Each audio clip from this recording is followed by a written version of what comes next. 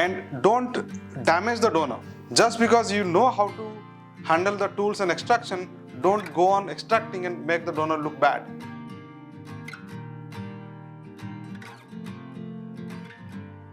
So now come to the case of Anil.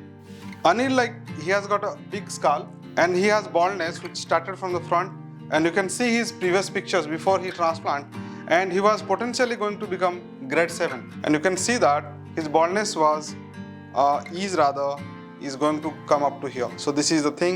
That means when you're planning for his transplant or planning for his hair restoration, you should be planned for the complete restoration. That is, eventually any patient would have a goal in his mind that the hair should be from the front till the crown, and of course this one.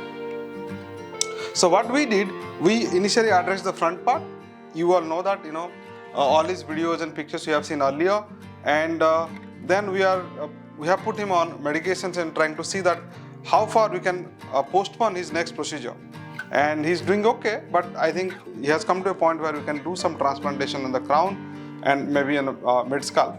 So as I said, he has got a very big skull, and this kind of skull, according to my experience, needs close to 11,000, 12,000 odd grafts. Our approach is always try to get maximum hair from the skull, and we have already taken close to 3,000. How many grafts you have done? 3,024. Already we have taken 3,000 odd grafts from his back, and you can see that, and it is impeccable. It is very, very difficult to make out that from where we have taken the hair. And he has cut his hair from the sides, but he can afford to do that because the extraction has been great, that it is not showing up anything, no dots, nothing.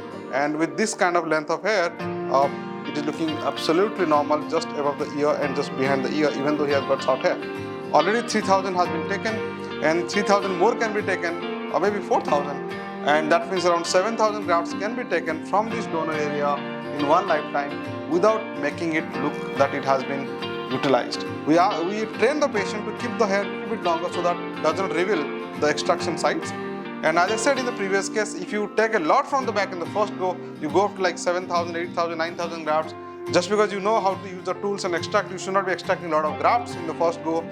And you should have a strategy. You should have a strategy to give the complete coverage and utilizing transplantation as well as medication. And don't jump into taking a lot of graft from the back. Keep it for the future needs. To summarize, managing the donor area requires a lot of skill. It requires empathy. It requires a very ethical approach. It requires a lot of training. It requires a lot of non-commercial approach, so that you only utilize that many of grafts which is optimum for the requirement of that person at that point of time, and also keep the hair for the future potential needs. And repairing the bad donor is the most difficult thing. I hope this video would educate a lot of prospective patients, and even doctors who follow us, they would also learn from this.